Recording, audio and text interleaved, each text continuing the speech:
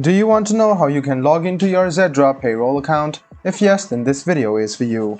Hello and welcome to How to Log In. It's your host back again with yet another interesting tutorial video. In this video, I'm going to teach you how you can log into your Zedra Payroll account.